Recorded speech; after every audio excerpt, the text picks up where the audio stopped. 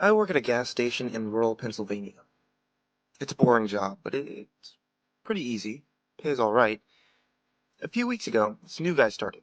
I'll call him Jeremy. Jeremy's weird. He's about 25 or 26, and he hardly speaks. But he's got the creepiest laugh I've ever heard. My boss and I have both noticed this, but it's never been a problem, so there's not much we can do about it. The customers have never complained about him, and he's always done his job fairly well. Up until a few weeks ago, anyway. And that's when things started going missing. Employee theft can be a problem at any business that sells consumer goods, and there's only one person working at this time at the gas station. It's a pretty small place. About 2 weeks ago, my boss started noticing that we were short on motor oil. At first it was a few containers at a time, then entire shelves and boxes from the back room. Pretty soon entire shipments would be gone the next day after we got them, and it would always be right after Jeremy's shifts. My boss had checked the security tapes from every single night that he worked, but he could never catch him in the act. Jeremy would lock up at closing, then the motor oil would be gone the next day. My boss usually takes the tapes home with him to try and catch Jeremy stealing, but his daughter has a softball game last night, so he asked me to watch the tape for him. He offered to pay me overtime under the table, so obviously I took the offer. There are 3 cameras, so he gave me 3 different tapes to check. I figured it would be a long night, but I'm trying to save up for a vacation, so I really needed the money. I took the tapes home, popped them in an old VCR, and sat back. 2 days ago, the last time he worked. Jeremy started at 4 p.m. Everything seemed pretty normal at first. He counted up his drawers, switched off with the girl who had worked before him, and waited for a customer. The first person who came in was Mrs. Templeton. The timestamp on the video read 4:03, a regular. She picked up her cigarettes and a newspaper, then paid with the 20. Nothing unusual there. The next customer was a local guy named Ron. He drives a motorcycle, usually comes in every few days. He filled up his tank, got a bag of beef jerky, paid with a credit card, and then left. Next was some guy with a cowboy hat. I'd never seen him before, but we get plenty of strangers passing through, just like any gas station. He got $40 worth of diesel fuel, paid with a $100 bill, and went on his way. I sat back inside. The only thing more boring than doing this job is watching someone else do it. My boss's offer was enough to keep me watching, though, so I left the tape on. Everything seemed pretty normal. I had a feeling that if Jeremy was stealing motor oil, he knew we were suspicious of him by now. I didn't expect him to be dumb enough to let us catch him on camera. Things stayed boring and routine until about 5 o'clock. At 5:03, Mrs. Templeton came back in. She must have forgotten something. But she didn't. She bought the same pack of cigarettes as before. And the same newspaper. She paid with another 20. That's odd, I thought. But then again, she's a little absent-minded. I thought Jeremy should have told her that she already got smokes, but it's not against the rules to sell somebody the same thing twice. That's when Ron came in again. He bought another tank of gas for his motorcycle again. I later checked the outer camera because I thought maybe he had another car that he wanted to fill up, and the same pack of beef jerky. He paid with his credit card again. No big deal. I figured this was just a weird coincidence. Mrs. Templeton forgot, and Ron probably owned more than one Harley. That's when the guy in the cowboy hat came back in. I felt a chill run down my spine. Don't get diesel. Don't get diesel. But he did. He got $40 worth of diesel, and paid with another $100 bill.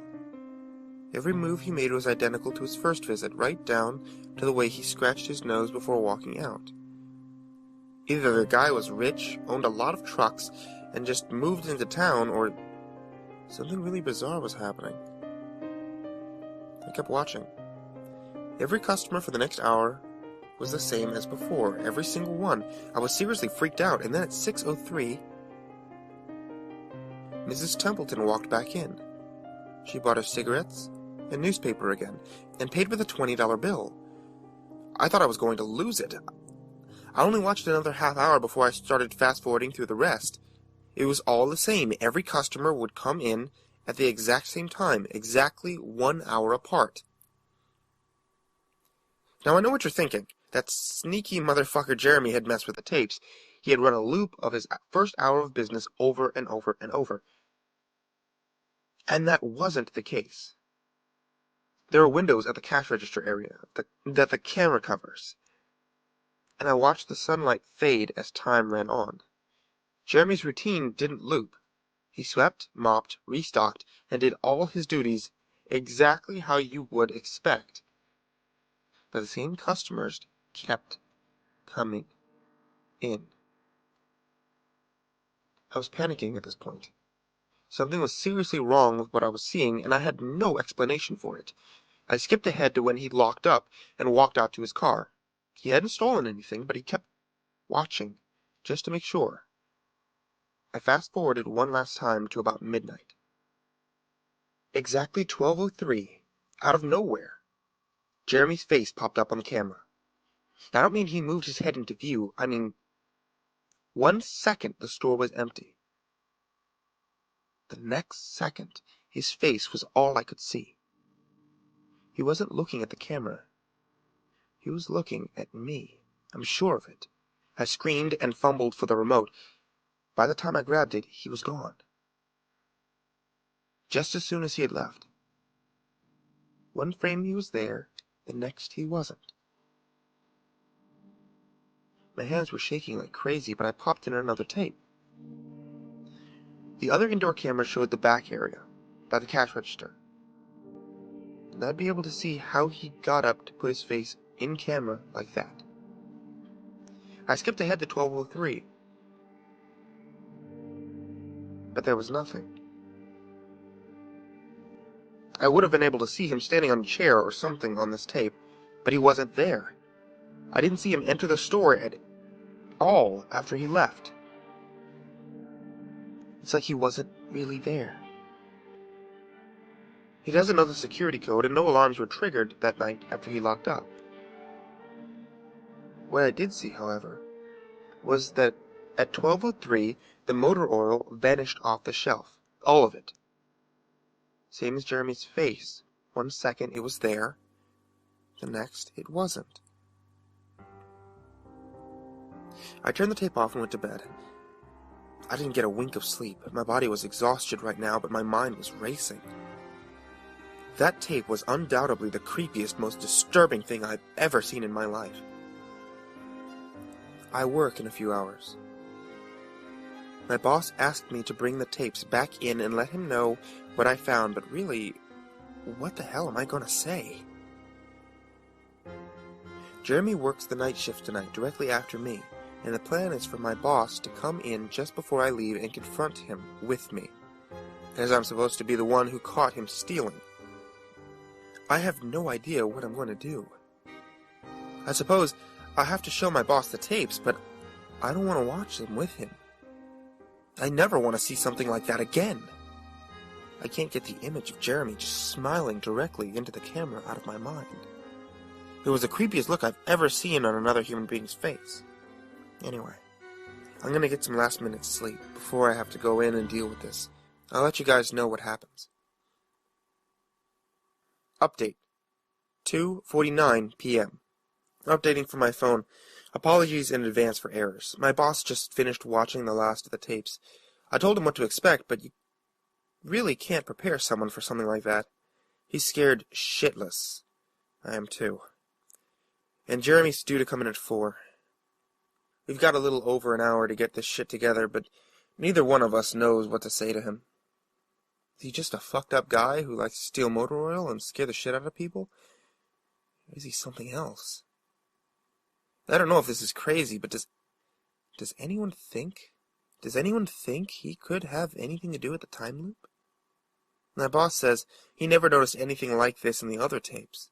But the way he popped up in this one made me think he knew I would be watching. It's like he wanted me to see. Like he was showing off or something.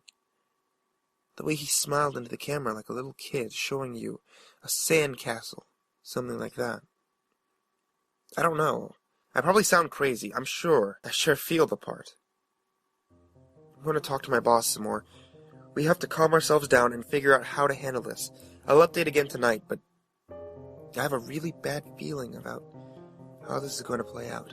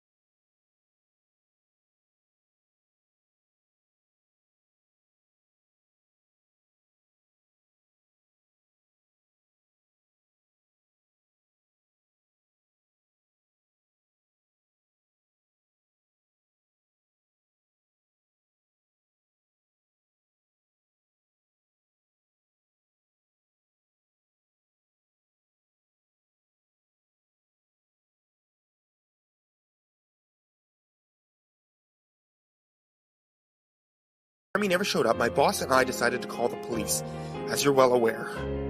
When I picked up the phone to call, the sun went out. I shit you not, that's what I thought happened. Apparently, I blacked out for exactly 5 hours because when I looked at the clock, it was 9:30. I think I got stuck in Jeremy's time loop, and then I snapped out of it at the exact moment I blacked out. If that makes sense, but that's when things get really weird. My boss was right next to me when I blacked out, ready to corroborate my story to the cops. When I came to, the phone was in my hand, but it was dead. Not even a dial tone. My boss was still right there, but he wasn't moving. He was standing up, but frozen. I looked at the clock again, and it wasn't moving. The second hand was stuck on the 12. It was 9:33 exactly. The clock on the register, computer screen, it wasn't moving either. My phone was frozen. There was even a customer at the register waiting for my boss to get him cigarettes. I'm betting that would have been his 5th pack of the day. I got the fuck out of there, didn't lock up, didn't turn the lights out, and sorry guys, I didn't grab the security tapes to upload to the internet. Believe me, that was the last thing on my mind. The gas station is on a major highway and cars were parked all around it, except they weren't parked, they were frozen. The people inside were sitting still as wax statues. I got in my car and prayed that it would start, and thankfully it did. About halfway home, time started up again. The static from the radio turned into music like it was supposed to be, and from what I could tell by listening to the host talking in between songs, no one noticed the time had frozen. Whatever it was. I was the only one that did. Well, I'm sure Jeremy noticed as well. I still have no clue where he is or what he's doing. I'm hiding in my room and calling the police again in the morning. I don't know if I ever got through to them before, or if I did, whether they took me seriously. I'm scared for my life at this point. I'll update tomorrow. If I can. Final update. 10:33 a.m. I finally fell asleep last night around 4. I have no idea how I did. I guess exhaustion finally got the best of me. This morning, I woke up to my phone ringing. It was my boss. He'd been calling me since about 6. He woke up when the time turned back on last night and immediately called the cops. They came by to see what was wrong, and he told them everything, and the police around here are all small-time guys. They were more concerned with the missing motor oil than anything. But my boss figured he would take it, as long as he had their attention. They decided to go looking for Jeremy. We kept all our employees' applications on file, and since Jeremy just started working there, he was easy to find. They checked the address on it and headed over to his house. And you're not gonna believe what they found. The address Jeremy listed on his application was an empty lot. Or at least, now it is. There used to be a house there, but it burnt down in 1993. Being a small town, almost everyone remembers that fire. A family of 4 used to live there way back when. Rumor has it, they had an estranged son, who they never really talked about, but I can't say for sure if that's true. What I can say is that after an insurance investigation, the fire was ruled an arson. The entire house was soaked in oil and torched with a Molotov cocktail. The entire family was sleeping when it happened. None of them survived. They never caught the guy who did it. Rumor has it that when they tried to contact the estranged son, no one could find him. Anyway, my boss called and told me this, and I freaked out. Then he asked me to come to the gas station. "What are you, crazy?" I said. But he assured me that the cops were there with him. Then he dropped a bomb. The FBI were also in town, and they were going to talk to me one way or another. So I might as well come in. It was about 7:15, and I wanted to go back to bed, but I figured I wasn't about to sleep much more anyway, so I went down. 4 men in suits greeted me and told me to have a seat. We went over everything 2 or 3 times until they got all the details down. I told them about Jeremy, the security tape, last night at work, everything. Finally, after I finished, one of the agents said, "Christ, got another one on our hands." Then they made me sign a bunch of papers saying I wouldn't tell anyone about what happened, so I can't say much more. I might be breaking the law by just posting this. So now I'm home. I'm not sure what to do with myself. That agent's words, when they told me the story, are going to haunt me for the rest of my life. Anyway, I've got to go. I've got some errands to run today, and then I have to go into work and pick up some tapes. My boss usually takes the tapes home with him to try and catch Jeremy stealing, but his daughter has a softball game last night, so he asked me to watch the tape for him. He offered to pay me overtime under the table, so obviously I took the offer. The oil, anyway, goes missing right after his shifts. I figure I'll just watch the tapes, catch him in the act, and that'll be that.